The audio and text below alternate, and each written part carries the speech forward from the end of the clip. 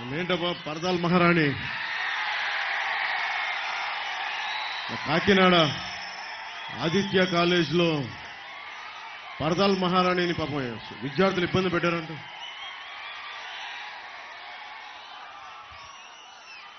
మన రాష్ట్రాన్ని వెళ్ళే మహారాణికి విద్యార్థులు కొంచెం జాగ్రత్త, వాళ్ళు కక్ష పెట్టేసుకుంటారు. ఆ మహారాణి వెళ్ళిపోవాల్సిన సమయం ఆసన్నమైంది. కొత్త తరం, మీ తరానికి బంగారు భవిష్యత్తు ఇవ్వడానికి దేశంలోనూ రాష్ట్రంలోనూ ఎన్డీఏ కూటమి వస్తుంది. మేము బంగారు భవిష్యత్తుకి బలమైన బాట వేస్తాం.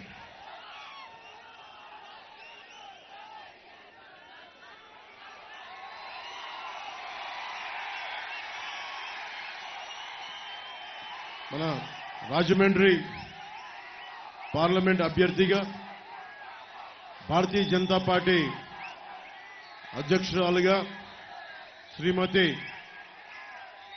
దగ్గుపాటి పురంధేశ్వరి గారు పోటీ చేస్తా ఉన్నారు. వారికి నా హృదయపూర్వక నమస్కారాలు. అలాగే గాజు గ్లాస్ జనసేన రాజానగరం ఎమ్మెల్యే అభ్యర్థిగా గాజు గ్లాస్ గుర్తు మీద శ్రీ బత్తుల బలరామకృష్ణ గారు పోటీ చేస్తున్నారు. వారికి నా హృదయపూర్వక నమస్కారాలు. టీడీపీ తూర్పుగోదావరి జిల్లా అధ్యక్షులు కెఎస్ జవహర్ గారికి మనస్ఫూర్తిగా నా హృదయపూర్వక నమస్కారాలు. అలాగే రాజానగరం టీడీపీ ఇన్ఛార్జ్ శ్రీ బొడ్డు వెంకటరమణ చౌదరి గారికి నా హృదయపూర్వక నమస్కారాలు. శ్రీ చిట్టూరి రవీంద్ర గారికి, శ్రీ భారతీయ జనతా పార్టీ జిల్లా అధ్యక్షులు శ్రీ బొమ్మల దత్తు గారికి, బీజేపీ ఇన్ఛార్జ్ నీరుకొండ వీరన్న చౌదరి గారికి మనస్ఫూర్తిగా నా హృదయపూర్వక నమస్కారాలు. ఇక్కడికి వచ్చిన అన్నదమ్ములకి, మాడపడుచులకి, మక్క చెల్లెళ్ళకి, దారి పొడవున హారతులిస్తూ నీరాజనాలు పలికిన మా చిట్టి తల్లులకి, మబ్బుల్లో పరిగెత్తే పిడుగుల్లాంటి మా జన సైనికులకి, కదం తొక్కే వీర మహిళలకి నా హృదయపూర్వక నమస్కారాలు. ఈ కార్యక్రమాన్ని సామాజిక మాధ్యమాల్లో వీక్షిస్తున్న పెద్దలందరికీ, మీడియా అధిపతులందరికీ, పాత్రికేయులందరికీ నా హృదయపూర్వక నమస్కారాలు.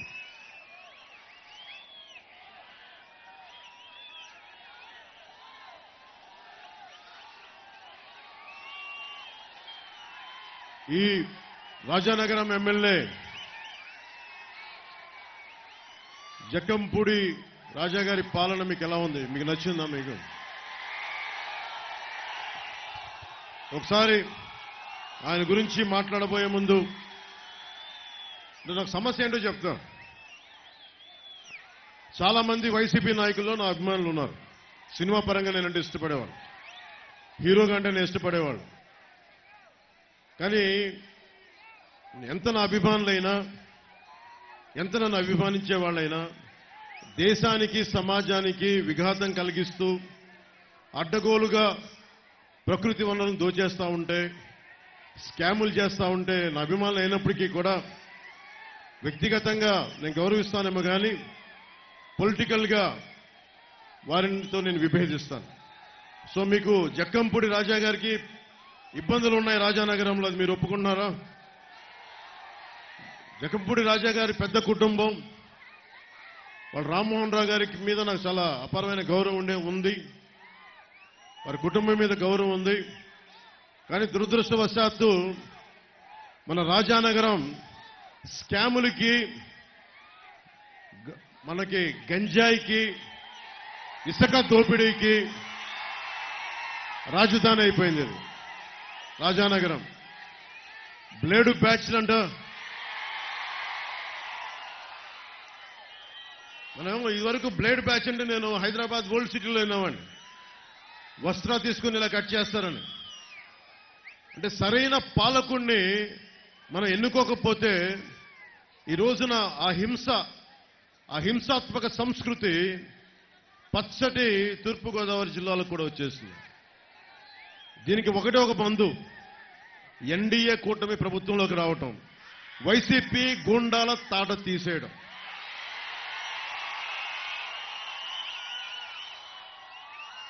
రాజానగరం, రాజమండ్రి, ముఖ్యంగా మన రాజానగరంలో ఇసుక రీచ్లు ఎక్కువ. మనకి చక్కటి గోదావరి ఇసుక తెన్నెలు, ఇలాంటి చోట్ల చాలా మంది చిత్ర పరిశ్రమ పెద్దలందరూ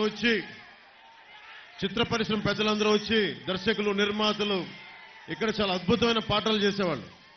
ఈ రోజున అలాంటి గోదావరి ఇసుక తెన్నెలు మాయమైపోతూ అడ్డగోలుగా దోచేస్తా ఉన్నారు వీళ్ళందరూ. దీన్ని అడ్డుకోవాల్సిన అవసరం ఉంది.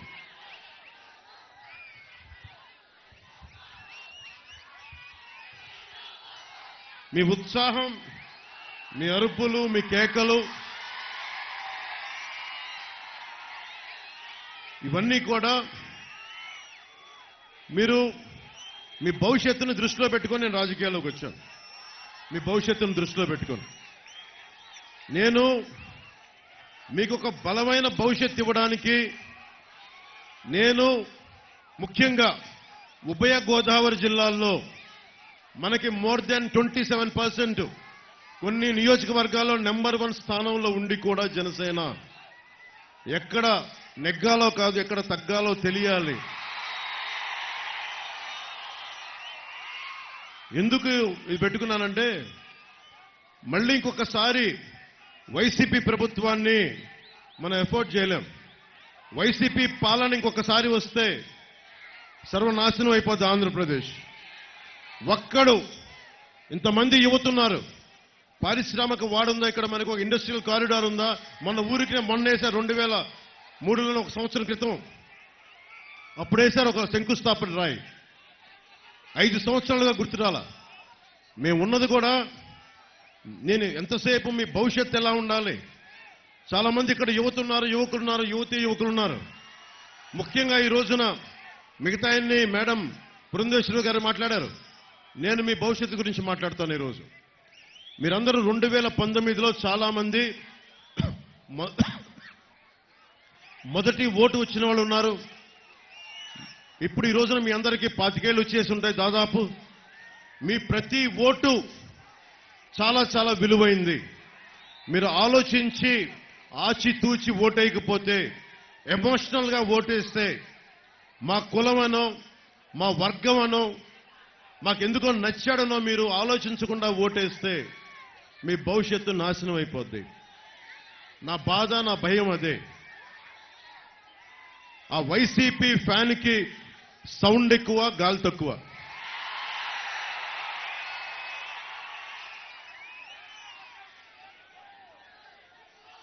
జగన్కి ఈ మధ్యన నన్ను మాటలు ఎక్కువ తిట్టేస్తా ఉన్నాడు పాపం. కంట్రోల్. నేను ఏమనుకుంటాను, జగన్కి నన్ను తిడుతుంటే నాకు చాలా కోపం వచ్చేస్తా అనుకుంటాడు. నన్ను మీరు ఏమి తిట్టినా నాకు కోపం రాదు. మీ మీద ఒక్క ఈగ వాలితే నాకు ఆపాద మస్తకం. ఒక దళిత డ్రైవర్ని డోర్ డెలివరీ చేస్తే నాకు వచ్చిన కోపం చాలా చాలా ఎక్కువ. మీరు నన్ను పచ్చి బూతులు తిట్టినా కానీ నా కోపం రాదు. కానీ అకారణంగా, అన్యాయంగా, దారుణంగా ఒక దళిత కులానికి చెందిన డ్రైవర్ని మీరు చంపేసి డోర్ డెలివరీ చేయగానే నాకు వచ్చిన కోపం అంత ఇంత కాదు. నేను చాలా బాధ్యతగా ఉన్నాం. ఇక్కడ మన ఎంఆర్పీఎస్ సోదరులు చాలా మంది ఉన్నారు. ఇక్కడ మీకు తెలుసు, నేను కులాల గురించి మాట్లాడినప్పుడు అందరూ దూరంగా పెట్టే రెల్లి కులస్తులను నేను గుండెలకు హత్తుకున్నాను. ఆ రెల్లి కులస్తులకి నేను ఎందుకంటే అణగారిన వర్గాలకి, అన్ని కులాలతో పాటు అణగారిన వర్గాలను హక్కును చేర్చుకోవాలన్నదే జనసేన తాలూకు ఆశయం.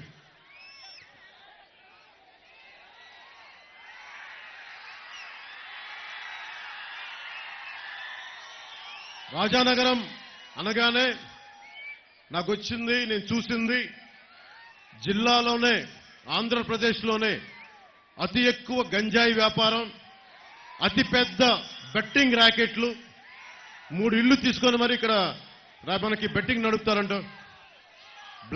మనకి బ్లేడ్ బ్యాచ్లు, దోపిడీలు, ఆగడాలు, ఇవన్నీ ఒక పెద్ద కుటుంబం నుంచి వచ్చిన ఒక ఎమ్మెల్యే జక్కంపూడి రామ్మోహన్ రావు గారి ఇంటి నుంచి వచ్చిన వాళ్ళ చేస్తుంది ఇవన్నీ అనేది నిజంగా నాకు చాలా బాధ కలిగింది. జక్కంపూడి రామ్మోహన్ రావు గారి కుటుంబం నుంచి వచ్చి వాళ్ళ బిడ్డలు ఇంకెంత ఉన్నతంగా ఉండాలి. వాళ్ళు కూడా బ్లేడు బ్యాచ్లు మెయింటైన్ చేసి, గుండా బ్యాచ్లు మెయింటైన్ చేసి, వాళ్ళు కూడా గంజాయిని ఎంకరేజ్ చేసి, వాళ్ళు కూడా ఇసుక స్కాములు చేసి, వాళ్ళు కూడా ఆ స్థాయికి చేస్తే మనం ఎవరికి వెళ్తాం? ఎటువైపు చూస్తాం? ఎవరి దగ్గరికి వెళ్ళి మనం మన అభ్యర్థి అనుకుంటాం? మన నేలలో పుట్టి పెరిగినోడు, మనకు అండగా నిలబడేవాడు, ఈ రోజు నుంచి వచ్చిన కౌలు రైతుల కష్టాలకు నేను అండగా ఉన్నానని చెప్పి నాకు సాయం నిలబడ్డవాడు, మన బలరామకృష్ణుడు అంటే శ్రీకృష్ణుడు అన్నగా విన్నాం. అలాంటి బలరాముడు రాజానగరానికి అండగా ఉన్నాడు. బలరామకృష్ణుడు పెద్దంటి వ్యక్తి కాదు, కింద నుంచి పైకి వచ్చినవాడు, ఒడిదుడుకులు ఎదుర్కొంటున్నవాడు, అండగా నిలబడేవాడు. అందుకనే నా మొట్టమొదటి నేను అనౌన్స్ చేసిన సీటు రాజానగరం అనౌన్స్ చేశాను.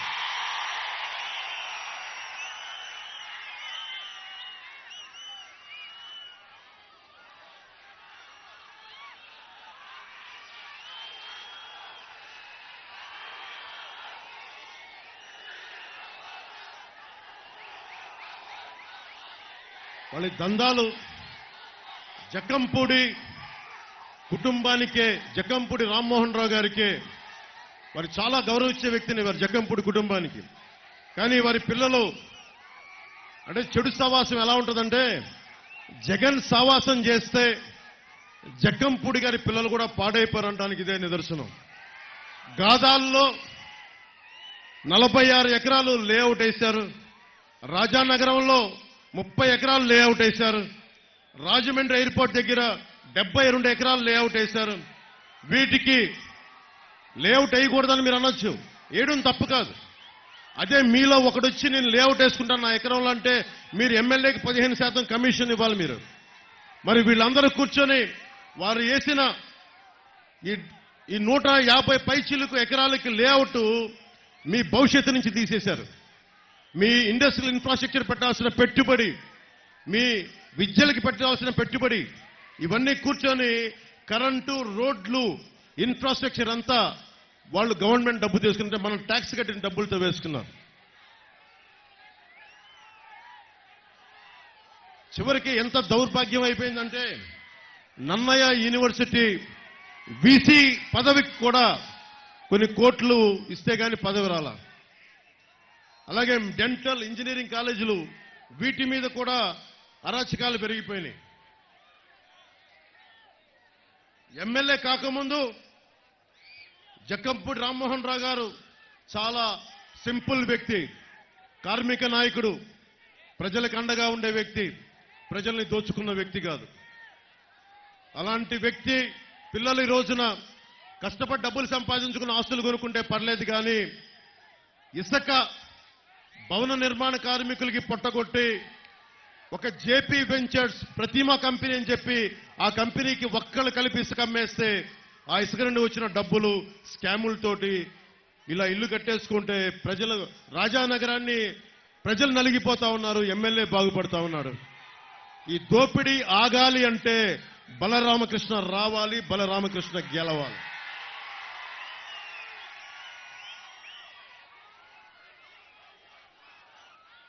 ముఖ్యంగా మన కోరుకొండ మండలంలోనే ప్రభుత్వం కోసం, ప్రభుత్వం చేత 600 ఎకరాలు కొనిపించారు. 15 లక్షలు ఎకరం అయితే దాని 45 లక్షల నుంచి 60 లక్షల దాకా విలువ కట్టి ప్రభుత్వం చేత కొనిపి, అది మనం కష్టపడి సంపాదించుకున్న డబ్బు, మనం ట్యాక్సులు కట్టిన డబ్బు. అది స్థలం యజమానులకి 20 లక్షలు ఇచ్చి బ్యాలెన్స్ వీళ్ళు తీసుకున్నారు. ఎందుకు ఎవ్వరూ ఉండలేని తీర ప్రాంతానికి రక్షణగా ఉండే మడ అడుగు ఆవ భూములను కూడా 40 లక్షలకి అమ్మేశారు. నిజంగా విలువైన ప్లాట్లు ఉన్న చోట వాళ్ళ బినామీల పేర్లు తీసుకున్నారు, వాళ్ళ బినామీల మీద తీసుకున్నారు. ఎక్వైర్ చేసిన 600 ఎకరాల్లో ఇంకా 150 ఎకరాల్లో ఇంకా వీళ్ళు కూర్చొని వ్యవసాయం మొదలు పెడతా ఉన్నారు. ల్యాండ్ ఎక్విజిషన్ యాక్ట్ కేంద్రం నుంచి వచ్చిన నివేదికలో ల్యాండ్ ఎక్విజిషన్ యాక్ట్ అత్యంత దుర్వినియోగం అయిన నియోజకవర్గంగా రాజానగరం ఉంది. దానిని మన నాయకులు బత్తుల బలరామకృష్ణ గారు సరి చేస్తారు. ఇసుక మాఫియా రోజుకి పాలసీ వచ్చాక ఒకటే ట్రాక్ షీట్ మరీ పెట్టుకొని రోజుకి వందలాది లారీలతో ఒక అక్రమ వ్యాపారం. కేవలం ఇసుక వ్యాపారాల మీదే 100 కోట్లు సంపాదించారు. ఈ 100 కోట్లు స్థానిక ఎమ్మెల్యే తీసుకున్నారా, వైఎస్ జగన్ తీసుకున్నాడా, అది వాళ్ళిద్దరి మధ్య ఒప్పందం, అది మనకు తెలియదు. అది మొన్నే తోట త్రిమూర్తులు గారి ఇష్యూ చూసాం. 28 సంవత్సరాల క్రితం దళితులకి శిరోముండనం చేయిస్తే మళ్ళీ అలాంటి సంఘటన ఈ రోజున మళ్ళీ మనకి కొంతకాలం క్రితం రాజానగరంలో జరిగింది. తప్పులు చేస్తే కోర్టులు శిక్ష విధించడం, పోలీస్ స్టేషన్లో కంప్లైంట్లు ఇవ్వడం వేరే, కానీ చట్టాన్ని మనం చేతుల్లోకి తీసుకొని అగౌరవపరచటం, వారి మీద దాడులు చేయటం, ఇది నిజంగా అనైతికం. అందుకని ఇది పోవాలి, ఇలాంటి అరాచకాలు పోవాలంటే బత్తుల బలరామకృష్ణ గారు ఎమ్మెల్యేగా గెలవాలి.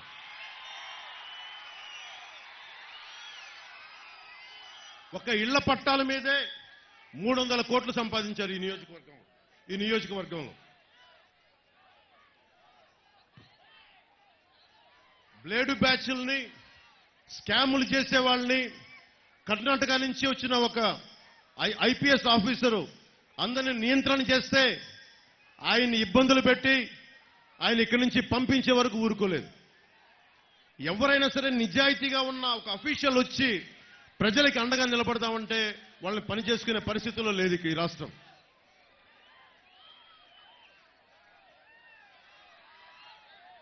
ఒక ఇరిగేషన్ అసిస్టెంట్ ఇంజనీర్ మీద దాడి చేశారు. అధికారులు కంప్లైంట్ ఇస్తే ఒక్కళ్ళు దాని మీద చర్య తీసుకోవాలి. మనం కొండలు, వాగులు, వంకలు మన సంపదది. కొండలు, కోనలు, వాగులు, వంకలు మన సంపదది. దాన్ని ఎవడు ధ్వంసం చేయడానికి లేదు. మన రాజానగరంలోనే కేశవరం, కోటి, మునగాల, కాటవరం, కూనవరం, నాగంపల్లి, రాజానగరంలో కొండల్ని అడ్డదిడ్డంగా తవ్వేశారు. కొండల తాలూకు అందాన్ని తీసేశారు. గ్రావెల్లు, మట్టి, రాళ్లు ఇష్టం వచ్చినట్టు అమ్మేసుకున్నారు. నేషనల్ గ్రీన్ ట్రిబ్యునల్ ప్రకృతి సంపదని విధ్వంసం చేస్తే దాన్ని కాపాడే నేషనల్ గ్రీన్ ట్రిబ్యునల్ కూడా 3.3 కోట్లు ఫైన్ వేసినా కానీ దోపిడీ ఆపలేదు. ఇవి ఆగాలి అంటే జనసేన, భారతీయ జనతా పార్టీ, తెలుగుదేశం కూటమి రావాలి. బత్తుల బలరామకృష్ణ రాజానగరానికి ఎమ్మెల్యే కావాలి. రాజమండ్రికి మేడం పురంధేశ్వరి గారి ఎంపీ కావాలి. ఒకప్పుడు ఒడ్డి వీరభద్రరావు గారు పోలవరం జరగాలి, పోలవరం కడితే ప్రతి చెరువు నీరు ఊరుద్ది, చెరువులు నిండుతాయి అంటే ఈరోజు చెరువులను కూడా మట్టి తవ్వేయడమో లేదంటే లేఅవుట్లు వేసేయడమో, చెరువులను కూడా దోపిడీ చేశారు ఈ రోజున.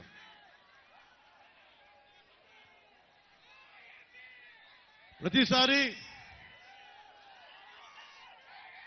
ఎవరో మాట్లాడతా నేను కులాలను దాటి ఆలోచించేవాడిని, రెల్లి కులాన్ని ఇంత గుండెల్లో తీసుకున్నవాడిని.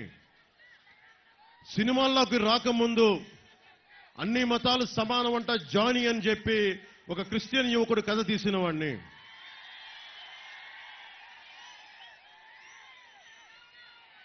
మత్స్యకార సోదరుల్ని గుండెను చేర్చుకున్నవాడిని. నేను కులాల గురించి మాట్లాడుతున్నప్పుడు అన్ని కులాలు బాగుండాలి, కులాల ఐక్యత కావాలని కోరుకుంటాను. అలాగే మరి నేను మాట్లాడుతున్నప్పుడు నేను ఏ ఎమ్మెల్యే అయినా, ఎంపీ అయినా, ఒక ప్రజాప్రతినిధి ఏ కులానికి సంబంధించిన వాడైనా, ఎంఆర్పిఎస్ కానీ ఎవరైనా సరే రాజ్యాంగానికి కట్టుబడే అంబేద్కర్, బాబాసాహెబ్ అంబేద్కర్ రథసారథిగా ఉండి కొన్ని వందలాది మంది మేధావులు అమ్ము వేలాయుధనని చెప్పి ఒక దళిత మహిళ మనకి దాంట్లో మెంబర్గా ఉన్నారు. అలాంటి మేధావులు అందరూ కూర్చొని అంబేద్కర్ గారి నిర్దేశకత్వంలో ఆయన చైర్మన్గా ఉన్నప్పుడు ఈ చేసిన రాజ్యాంగం మనందరి హక్కుల్ని రక్షించేది. అన్ని కులాలని సమానంగా చూడటం, సామాజికంగా వెనుకబడ్డ కులాలకు ఎక్కువ స్థానం కల్పించడం, వాటికి ఇవన్నీ ఉన్నాయి. అలాగే ప్రతిసారి నేను ఎప్పుడూ అన్ని కులాలు బాగుండాలని కోరుకునేవాడిని. నా స్నేహితులు కానీ, నా సన్నిహితులు కానీ ఎప్పుడు కూడా అన్ని కులాలు, అన్ని మతాలు ఉన్నాయి. సినిమాల్లో కూడా నేను ఎప్పుడు ఒక కులానికి సంబంధించిన పేరు నేను ఎప్పుడు పెట్టుకోలేదు.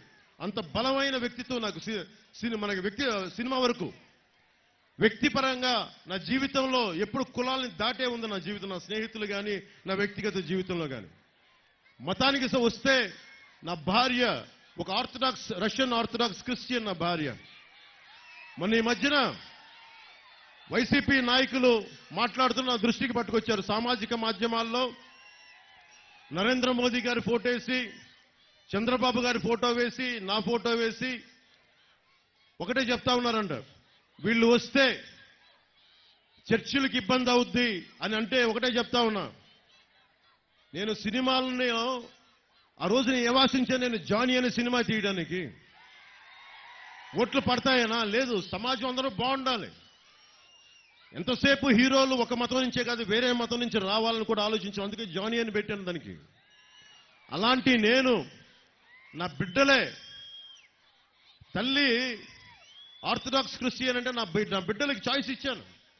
దేవుణ్ణి మీరు ఏ రూపంలో కొలుచుకుంటారా? జీసస్ క్రైస్ట్ గా కొలుచుకుంటే సంతోషం. నేను ఎవరిని, నా బిడ్డల్ని కూడా మీరు ఏ మతంను, ఏ ధర్మాన్ని మీ గుండెల్లో వెలుబోస్తో ఆ ధర్మాన్ని పాటించమని చెప్పి అలాంటి వాడిని. అలాంటి నేను బాబాసాహెబ్ అంబేద్కర్ని గుండెల్లో స్ఫూర్తి నింపుకున్న వాడిని. అలాంటి నేను ప్రధానమంత్రి గారు ఢిల్లీలో ఉండి, ఎన్డీఏ కూటమి ఇంత బలంగా ఉండి, ఏ రోజన్నా సరే అలాంటి పరిస్థితిని ఆంధ్ర రాష్ట్రంలో తీసుకొస్తామా? నేను అన్న సందర్భం ఒకటి చెప్తాను. ఒక చర్చికి వెళ్ళి జీసస్ క్రైస్ట్ని కొలుస్తూ ఒక చర్చికి వెళ్ళి అక్కడ హిందూ ధర్మాన్ని మీకు ప్రచారం చేయడం తప్ప కదా? మీరు చెప్పండి. ఒక మస్జిద్కి వెళ్ళి అన్యమత ప్రచారం తప్ప కదా? మీరు చెప్పండి. అలాగే ఒక తిరుమలకి వెళ్ళి అన్యమత ప్రచారం తప్పు. అలాగే మీరు అక్కడ చేయొద్దని అన్నాను తప్ప ఎప్పుడు కూడా నేను క్రిస్టియానిటీని ఖండించలేదు. గుండెల్లో పెట్టుకున్న వాడిని క్రిస్టియానిటీని. దానికి ఉదాహరణ మొన్న పిఠాపురం వెళ్ళగానే 110 సంవత్సరాల బ్యాప్టిస్ట్ చర్చికి వెళ్ళి ఆశీస్సులు తీసుకున్నవాడిని, జీసస్ ఆశీస్సులు తీసుకున్నవాడిని. చాలా మందికి మీకు తెలుసో తెలీదో, జగన్ ఎప్పుడు వెళ్ళాడో తెలీదో జెరూసలేం. నన్ను భగవంతుడు సినిమాల్లో 2007లో నన్ను జెరూసలేం పిలిపించుకున్నాడు భగవంతుడు. అక్కడికి వెళ్ళాను. ఆ రోజున జీసస్ క్రైస్ట్ పుట్టిన ప్రాంతం, పుట్టిన ఇల్లు, ఆయన సిలువేస్తే ఆయన నడిపించిన దారి, అదంతా నాకు భగవంతుడు నా కనుకరించి అక్కడి దాకా తీసుకెళ్లాడు. అలాంటి నేను ఏ రోజున కూడా మేము కూర్చోవస్తే క్రిస్టియానిటీకి ఇబ్బంది వస్తుందని చెప్పి జగన్ ప్రచారాన్ని మీరందరూ తిప్పి కొట్టాల్సిన అవసరం ఉంది. ఒకటే చెప్తున్నాను, అన్ని మతాలు బాగుండాలి, అన్ని ధర్మాలు బాగుండాలి, అందరి దేవుళ్ళని గుండెల్లో పెట్టుకున్న నేల ఇది. అందుకని దయచేసి పాస్టర్లకి, ఫాదర్లకి, రెవరెండ్లకి, క్రిస్టియానిటీని పాటిస్తున్న ప్రతి ఒక్క సోదరుడికి, సోదరీమణికి నేను గుండెల లోతులోంచి చెప్తున్నాను, మీ మీద ఈగ వాలితే మేము ఎదురొచ్చి మీకు అండగా నిలబడేవాళ్ళం. మిగతా మతాలు, మిగతా ధర్మాలు బాగుండాలని కోరుకునేవాళ్ళం. అన్నింటికి మించి బాబాసాహెబ్ అంబేద్కర్ ఇచ్చిన రాజ్యాంగం ఉంది మనకి. ఒక పవన్ కళ్యాణో, ఇంకొకళ్ళో, ఒక జగనో వచ్చి దీన్ని ఎవరు చేయలేరు. మీకు సర్వ హక్కులు ఉన్నాయి. నాలాంటోడు రేపొద్దున తప్పు చేస్తే మీకు కత్తి ఇస్తాను, తల నరికేయండి నాకు, మీకు తప్పు జరిగితే. ఇందాకే చూశారు కదా, జగన్ లాగా ఆ మూట వచ్చి తగిలింది. దాంట్లో ఏం పెట్టారో నాకు తెలియదు. జగన్ లాగా దానికి పెద్ద గంత కట్టుకుని డ్రామాలు ఏం చేయను, భరిస్తాను నేను. ఎన్నిసార్లు మనకి వైఎస్ రాజశేఖర రెడ్డి గారి నాయకులు ఎన్నిసార్లు నా మీద రాళ్ళేశారు, ఈపులు పగిలిపోయాయి మా అందరికీ. అన్ని తట్టుకొని వచ్చాం రాజకీయాల్లోకి. ఇలాంటి రౌడీ మూకలకి ఈ తాటాకు చెప్పులకి అసలు బెదరం. అరే దశాబ్దాల నుంచి ఒంటరిగా నడుపుతున్నాం పార్టీ, ఒక్కళ్ళమే ఉన్నాం, అన్ని ఒడిదుడుకుల్ని తట్టుకొని నిలబడి ఉన్నాం. దేనికోసం అంటే మీ భవిష్యత్తు కోసం, ఆడబిడ్డల రక్షణ కోసం. 30,000 మంది ఆడపిల్లలు అదృశ్యం అయితే ఆ మహారాణి పరదాల్లో తిరుగుతూ ఉంటుంది. ఆ మహారాణి నా మీద ఎక్కి ఏడుస్తూ ఉంటాడు ఆ మనిషి. ఏదైనా మాట్లాడితే కడప కోర్టుకెళ్ళి మరి బాబాయ్ గారి గురించి మాట్లాడద్దంటారు. సరే, నేను వైఎస్ వివేకానంద రెడ్డి గురించి మాట్లాడను, వారి హత్య గురించి మాట్లాడను, కత్తిపొట్ల గురించి మాట్లాడను అని సభాముఖంగా నేను తెలియజేసుకుంటున్నాను. జక్కంపూడి రాజా గారు కాపు కార్పొరేషన్కి ఆయన చైర్మన్. కాపు కార్పొరేషన్ చైర్మన్ గా ఉన్నప్పుడు అందరూ కూర్చొని నన్ను కాపుల చేత తిట్టిస్తారు. మిగతా కులాల చేత తిట్టించలేకపోయారు నన్ను, ఒక కాపుల చేత ఎందుకు తిట్టిస్తారు నన్ను? నేను అన్ని కులాలని గుండెల్లో పెట్టుకునేవాడిని. అంటే మీరు నా అభిమానుల్లో పాయికరావుపేటలో పోరాట యాత్ర అప్పుడు నా కోసం తోరణాలు కడతా 2 బిడ్డలు చనిపోయారు. చనిపోయి వాళ్ళ ఇళ్ళకెళ్తే ఒక రూమ్ ఇల్లు లోపలికి పోతే నేను అడిగాను, నా అభిమానులు చనిపోయారని చెప్పి తలా నేను కొన్ని లక్షలు డబ్బులు ఇచ్చాను. బాధ కలిగింది. చూస్తే ఒకళ్ళు శెట్టిబలిజి కులానికి చెందిన అభిమాని, ఒకళ్ళు ఇంకొకళ్ళు రజక కులానికి చెందిన అభిమాని. అలాంటి నేను కులాలను దాటే మాట్లాడతాను. కాపు కులం కార్పొరేషన్ గురించి కూడా మాట్లాడుతున్నానంటే ఈ రోజున అన్ని కులాలతో పాటు కాపులకి అన్యాయం జరిగితే కాపుల గురించి ఖచ్చితంగా మాట్లాడతాం.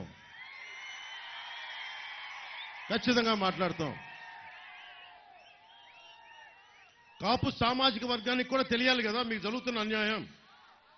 కాపు కార్పొరేషన్కి సంవత్సరానికి జగన్ 2,000 కోట్లు ఇస్తానని చెప్పి పెద్ద మన జక్కంపూడి రాజా గారిని కార్పొరేషన్ చైర్మన్ గా చేశారు. కొత్త నిధులు విడుదల చేయడం పక్కన పెట్టండి, నిధులను కూడా మళ్లించేశారు. టైపిస్ట్ కూడా జీతం ఇవ్వలేని పరిస్థితి కాపు కార్పొరేషన్లో.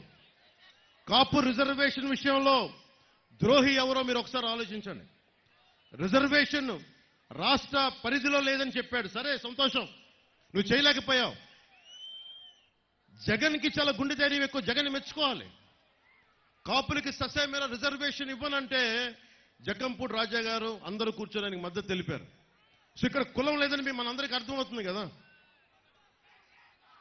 కాపు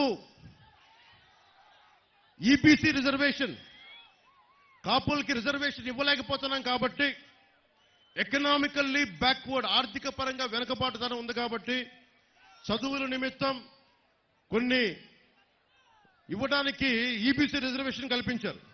దాంట్లో చంద్రబాబు గారు ఉన్నప్పుడు కనీసం EBC economically backward class 5% reservation కల్పించారు 2014 నుంచి 19 వరకు. వైఎస్ జగన్ వచ్చి ఈ రోజున రిజర్వేషన్ పక్కన పెట్టండి, అది వేరే విషయం, ఈబీసీ రిజర్వేషన్ కూడా తీశాడు. ఇంకా కాపు సామాజిక వర్గం ఇంకా జగన్ వైపు నిలబడతాను, ఇంకా మనకి జక్కంపూడి రాజా గారి పక్కన నిలబడతామంటే అది ఎంత రైటో రాంగో మీరే ఆలోచించుకొని ఓటేయండి జగన్కి. జీవీఎల్ గారు అడిగారు, భారతీయ జనతా పార్టీ రాజ్యసభ ఎంపీ, చట్టసభలో అడిగారు, పార్లమెంట్లో అడిగారు, ఎకనామికల్లీ బ్యాక్వర్డ్ క్లాస్ రిజర్వేషన్ ని విభజన రాష్ట్ర పరిధా కేంద్ర పరిధా అంటే కేంద్రం ఒకటే చెప్పింది రాష్ట్ర పరిధిలోనే వస్తుందని. అన్ని కులాలకి రిజర్వేషన్ ఉంది. ముఖ్యంగా దామాషా పద్ధతి ప్రకారమైనా సరే వెనకబడ్డ కాపులకి ఎకనామికల్లీ బ్యాక్వర్డ్ క్లాస్ రిజర్వేషన్ ఎందుకు ఇవ్వలేకపోయాడో వైఎస్ జగన్ నువ్వు సమాధానం చెప్పాలి. నువ్వు ప్రతి వైసీపీ కాపు ఎమ్మెల్యే ఎందుకు మీరు ఎకనామికల్లీ బ్యాక్వర్డ్ క్లాస్ రిజర్వేషన్ కాపులకి మీరు ఎందుకు తీసేశారు, మీరు ఎందుకు నిలబడలేదు? ఎంతసేపు కాపు ఎమ్మెల్యేలు కాపు నాయకులు నన్ను తిట్టడం తప్ప కాపు సామాజిక వర్గానికి మీరు ఏం చేశారు? మీరు ఏదైనా మాట్లాడితే నన్ను తిట్టడం తప్ప, ఇంతకాలం నన్ను తిట్టి తిట్టి తిట్టి అందరూ వైసీపీలోకి వెళ్ళిపోయారు ఈ రోజున. ఇది నాకు ఎప్పుడో తెలుసు. వీళ్ళందరూ నా క్షేమాన్ని ఆకాంక్షించే మనుషులు కాదు నాకు తెలుసు. ఎలా ప్రూవ్ చేయాలి? పొగబెడితే అన్ని బయటకు వచ్చేసినాయి. వైసీపీ గుంపులో దూరిపోయారు అందరూ. దాన్ని బట్టి మీరు అర్థం చేసుకొని ఈ రోజున ఏ స్థాయికి వచ్చారంటే, పిఠాపురంలో వైసీపీ నాయకులు పవన్ కళ్యాణ్కి నిలబడితే వచ్చే ఎన్నికల్లో మేము వచ్చిన తర్వాత మేము ఇది చేస్తా ఉంటారు. మీరు వస్తే కదా మీరు బెదిరించడానికి. మేము వస్తున్నాం, అధికారం స్థాపిస్తున్నాం, సింహాసనం చేజిక్కించుకుంటున్నాం. మీరంటే బెదిరించేది మమ్మల్ని.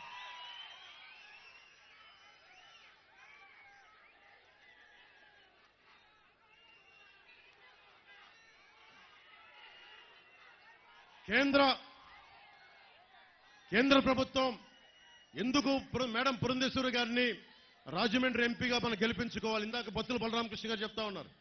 సాగునీరు తాగునీరు కావాలంటే కొన్ని కేంద్ర అనుమతులు తప్పవు. కొన్నిటికి పోలవరం అయితే మన చెరువులు నిండుతాయి. వీళ్ళు లేఅవుట్ వేసిన చెరువుల్ని తిరిగి చెరువులు చేద్దాం. అలాగే పోలవరం పూర్తి చేయాలి. అందరూ దాన్ని పిచ్చి పిచ్చిగా దాన్ని జగన్ ప్రభుత్వం అన్యక్రాంతంగా వాడేశారు. దాన్ని మన కేంద్ర మంత్రి గజేంద్ర షెకావత్ గారు నాకు ఒకటే చెప్పారు ఆయన కలిసినప్పుడు, వైఎస్ జగన్ ప్రభుత్వం పోలవరం ప్రాజెక్ట్ ని ఒక ఏటీఎం లాగా వాడేశారు, దాన్ని ఎనీ టైం మనీ లాగా వాడేశారు. అది మనం వచ్చి బాగు చేద్దామంటే నీకు వారి తరఫున మాటిస్తా ఉన్నాను, వచ్చి పోలవరాన్ని పూర్తి చేసే బాధ్యత ఎన్డీఏ నరేంద్ర మోదీ గారి నాయకత్వంలో కేంద్ర ప్రభుత్వం తీసుకుంటుంది. అలాగే గంగ ప్రక్షాళన ఎలా జరిగిందో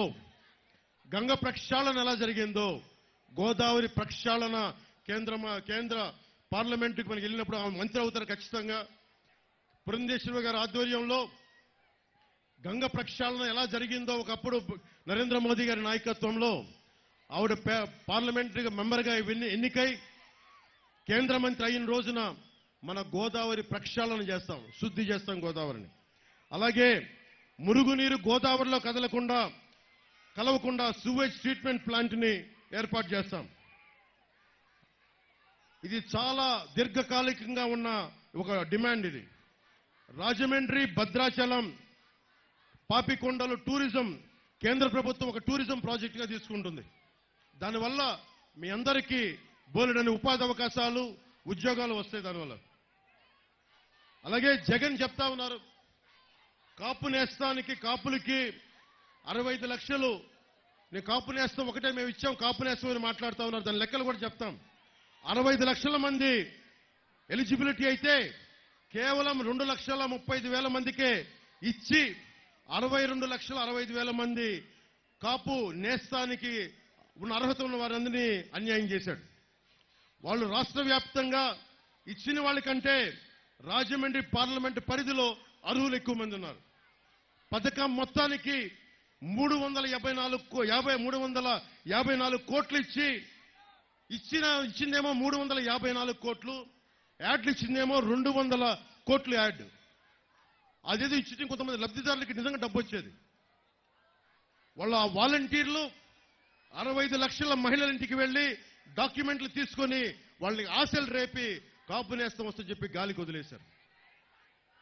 ఇట్లాగే ప్రతి కులానికి, రజకులకి ఇలాగే అన్యాయం జరిగింది, నాయి బ్రాహ్మణులకి ఇలాగే అన్యాయం జరిగింది. అన్ని కులాలకి 23, 24 మనకి పథకాలు, ఎస్సీ కులాల విద్యార్థులకు సంబంధించిన పథకాలు తీసేశారు. అంబేద్కర్ విదేశీ విద్యా పథకం తీసేశారు. దానికి జగనన్న విదేశ విద్యా పథకం అని చెప్పి దానికి కూడా డబ్బులు ఇవ్వలేదు. ఇవన్నీ మారాల్సిన అవసరం ఉంది. దాదాపు 34% ఉండే బీసీ రిజర్వేషన్లు లోకల్ బాడీ ఎన్నికల్లో 24% చేస్తే ఇన్ని వేల మంది బీసీ నాయకత్వం కోల్పోయారు ఈ రోజున.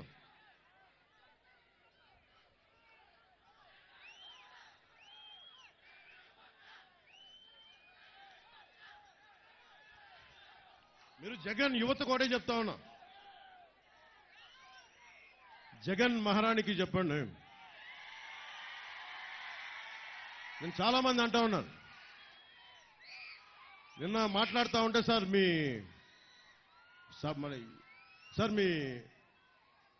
4వ పెళ్ళాన్ని కాకినాడలో అవమానం జరిగింది సార్, మీ 4వ పెళ్ళాన్ని. కానీ నాకు అర్థం కాల, నేను ఎప్పుడు అన్నీ మర్చిపోయా. ఏంటి అంటే చెప్తారు, సో జగన్, నువ్వు నా వ్యక్తిగత జీవితం గురించి అన్నప్పుడల్లా నేను చాలా నియంత్రణతో ఉంటాను జగన్, గుర్తుపెట్టుకో. అలాగే వైసీపీ లీడర్లు కూడా చెప్తా ఉన్నా, నేను చాలా తెగించి మొండి మనిషిని. జగన్, నువ్వు పెళ్ళాం అన్నావు నా వ్యక్తిగత జీవితం గురించి మాట్లాడినప్పుడల్లా నువ్వు నా 4వ పెళ్ళామని మాట్లాడి అందరూ మాట్లాడతారు, గుర్తుపెట్టుకో.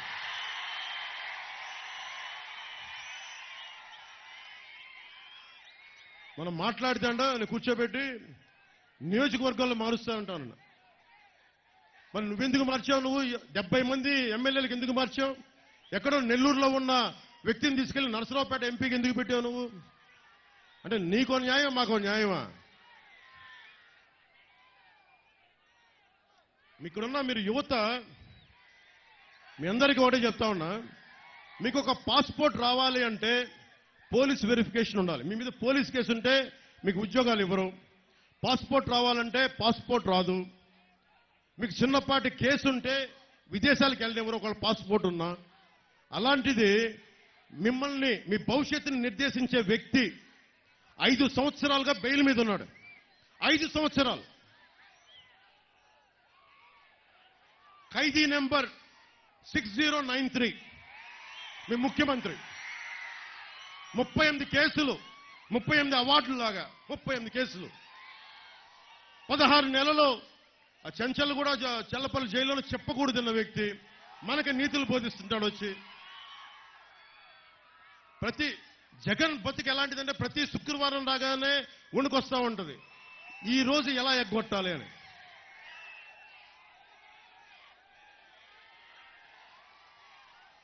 జగన్, మేము వచ్చాక నీకు ఒకటి చెప్తాంలే, నువ్వెక్కడ కోరుకుంటే అక్కడ YS Jagan exclusive central jail ప్రధానమంత్రి గారితో అడిగి మేము పెట్టిస్తాం.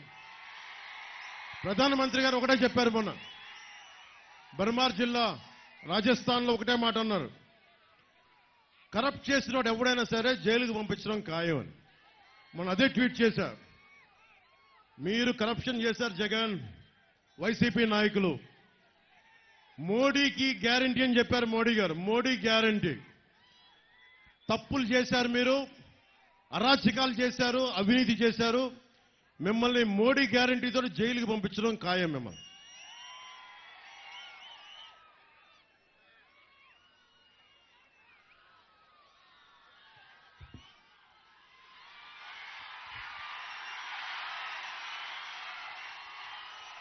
అవునా?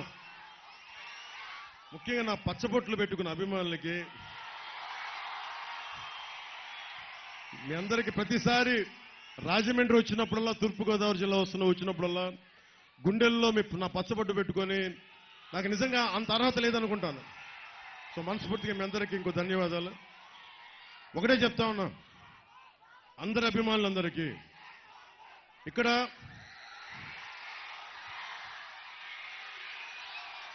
మెగాస్టార్ చిరంజీవి గారు అభిమానులు ఉన్నారు, రామ్ చరణ్ గారు అభిమానులు ఉన్నారు,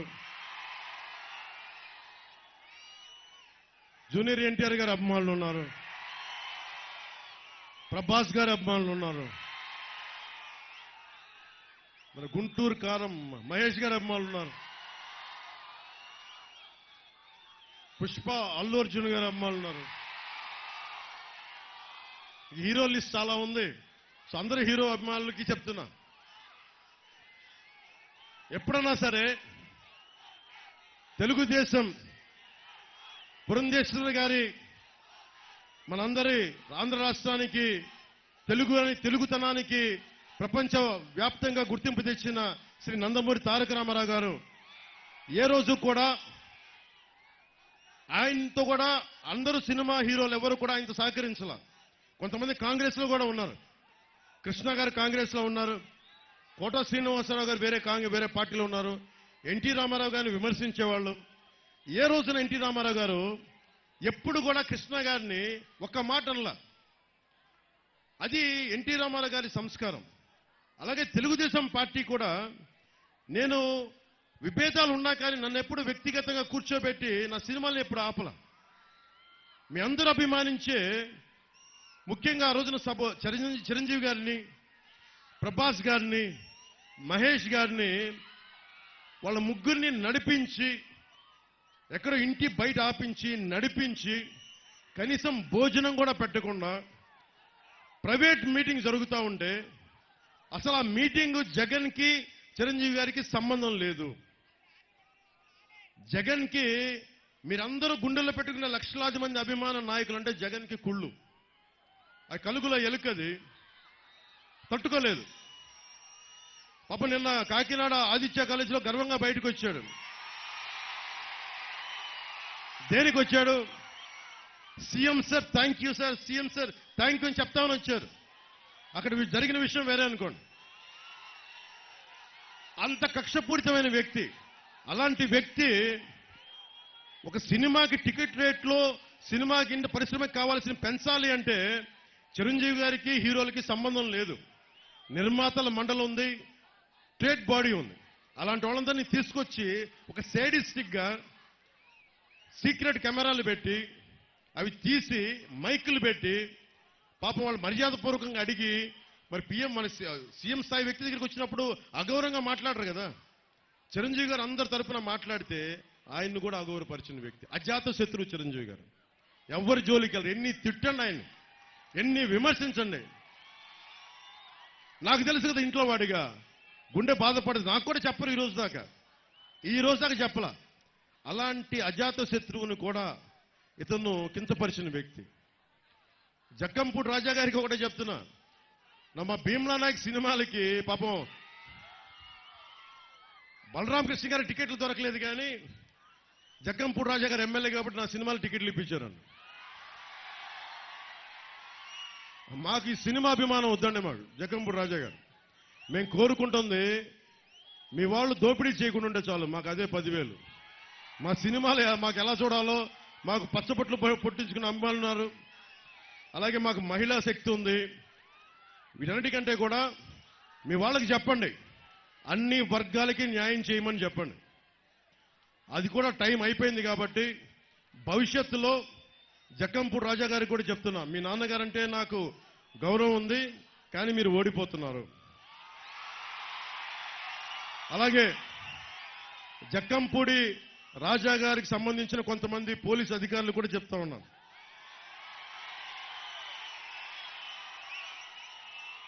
నాకు పోలీస్ శాఖ అంటే చాలా గౌరవం. నాకు జక్కంపూడి రాజా గారికి అండగా ఉండి జన సైనికుల్ని, తెలుగుదేశం కార్యకర్తల్ని, నాయకుల్ని, భారతీయ జనతా పార్టీ కార్యకర్తల్ని ఏడిపిస్తున్న పోలీస్ అధికారులకి నేను విన్నవించుకుంటా ఉన్నా, దయచేసి మీరు ఇలాంటి ఇబ్బందులు పాలు చేయకండి. ప్రభుత్వం మారబోతుంది, అది మీరు అర్థం చేసుకొని ఎలక్షన్లు పారదర్శకంగా జరిగేలాగా నేను కోరుకుంటా ఉన్నాం. ప్రభుత్వం మారిన వెంటనే మీ తీరు మార్చుకోలేకపోతే నేను చాలా అరుదుగా మాట్లాడతాను, ఇట్లా ప్రత్యేకించి మాట్లాడుతూ ఉన్నాను. బలరామకృష్ణ గారిని టార్గెట్ చేసే పోలీసు అధికారులందరికీ చెప్తాను, దయచేసి నా విన్నపం, ఆయన్ని, ఆయన అనుచర వర్గాన్ని, జన సైనికుల్ని టార్గెట్ చేయడం ఆపేసేయండి. ఎన్నికల్ని పారదర్శకంగా ఉండేలా చేయండి. మేము వచ్చిన రోజున మీరు పారదర్శకంగా లేకపోతే ఇది నేను ప్రత్యేకమైన చర్యలు తీసుకుంటాను. దీని మీద గుర్తుపెట్టుకోండి. మన చంద్రబాబు గారితో మాట్లాడుతా ఒకటే చెప్తా ఉన్నాం,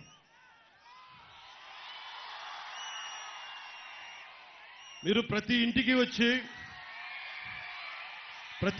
వచ్చి కుల గణాంకాలు తీసుకుంటారు.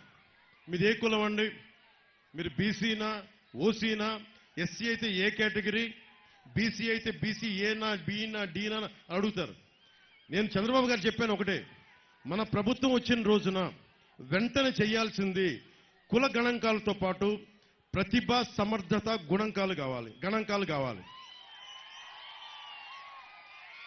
మీరు చప్పట్లు కొడతా ఉన్నారు, 2 చేతులు ఎత్తి పెడతా ఉన్నారు. నేను మీ దగ్గరికి వచ్చి ఏం అడగాలి?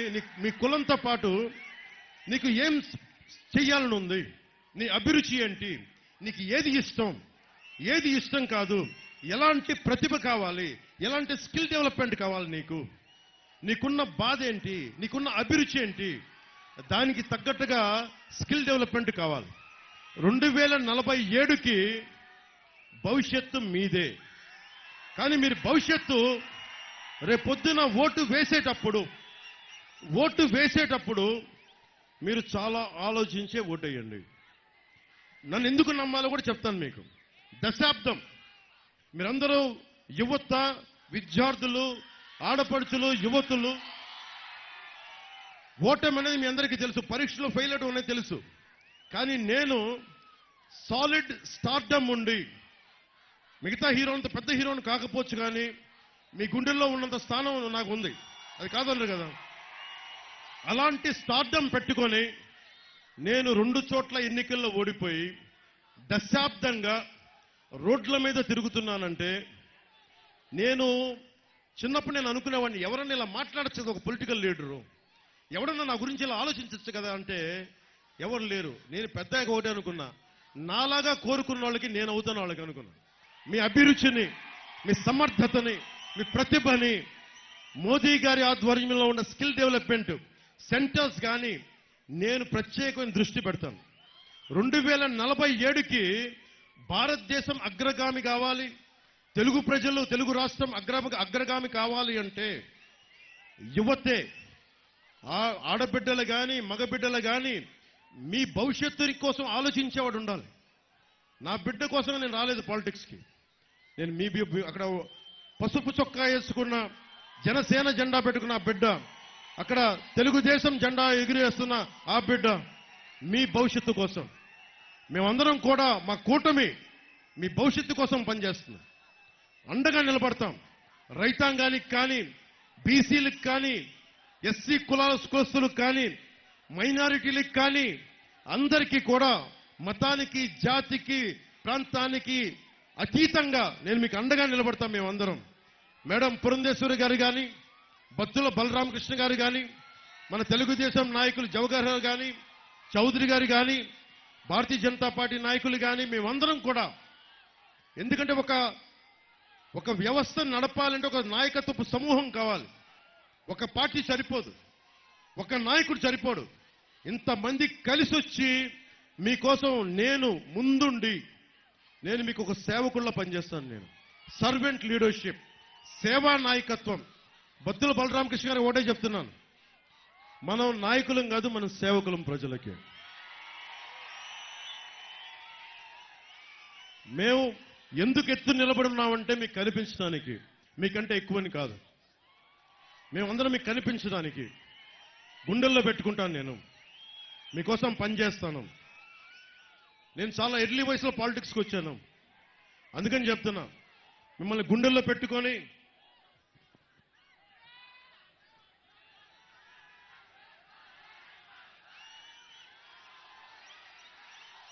అలాగే నాకు మన కోరుకొండ నుంచి ఒకటి ఇచ్చారు. నాకు కోరుకొండలో భూములు, ఇళ్ల స్థలాలు రిజిస్ట్రేషన్ లేవని చెప్తా ఉన్నారు నా దగ్గరికి. ఎండోమెంట్లో పెట్టారు, పదవిలోకి వచ్చాక పరిష్కరించండి అని చెప్పి కోరుకొండ ప్రజలు, మీ అభిమానులను నాకు పంపించారు. రాగానే ఎండోమెంట్స్ నుంచి దాన్ని ఫ్రీ చేసి మీ స్థలాలు మీకు ఇప్పించేస్తాం, మనస్ఫూర్తిగా చెప్తాం. అయితే జగన్ లాగా 2 వారాల్లో చేస్తాం, 3 వారాల్లో చేస్తామని చెప్పాం. నేను సమస్యకి పరిష్కారం వచ్చే వరకు వైసీపీ వ్యతిరేక ఓటును చీలనివ్వనని ఇప్పటం 2021 మార్చి 14న చెప్తే, దానికి మొన్న 2 నెలల క్రితం, 3 నెలల క్రితం అంత సమయం పట్టింది. సో నేను ఒక మాట చెప్పానంటే మీకు చేస్తాను, మీకు అండగా నిలబడతాం. నేను అంతే, మా కూటమి అంతే, మొత్తం మా సభ్యులందరూ అంతే మనస్ఫూర్తిగా తెలియజేసుకుంటూ, అఖండ ప్రేమని, స్వాగతాన్ని ఇచ్చిన మీ అందరికీ ధన్యవాదాలు తెలుపుకుంటూ, మా కూటమిని చిన్న మెజారిటీతో కాదు, భారీ మెజారిటీతో గెలిపించండి, అదే కోరుకుంటాం. తెలుగుదేశం పార్టీకి జయము కలగాలని, భారతీయ జనతా పార్టీకి జయము కలగాలని, జనసేన పార్టీకి జయము కలగాలని, మన రాజానగరం ప్రజలందరికీ, తూర్పుగోదావరి జిల్లా ప్రజలందరికీ, ఆంధ్ర రాష్ట్ర తెలుగు ప్రజలందరికీ జయము కలగాలని, దిగ్విజయము కలగాలని మనస్ఫూర్తిగా కోరుకుంటూ, రానున్నది మన ప్రభుత్వం, బద్దలు కొడతాం వైసీపీ ప్రభుత్వాన్ని మనస్ఫూర్తిగా తెలియజేసుకుంటూ, జై జనసేన, జై హింద్.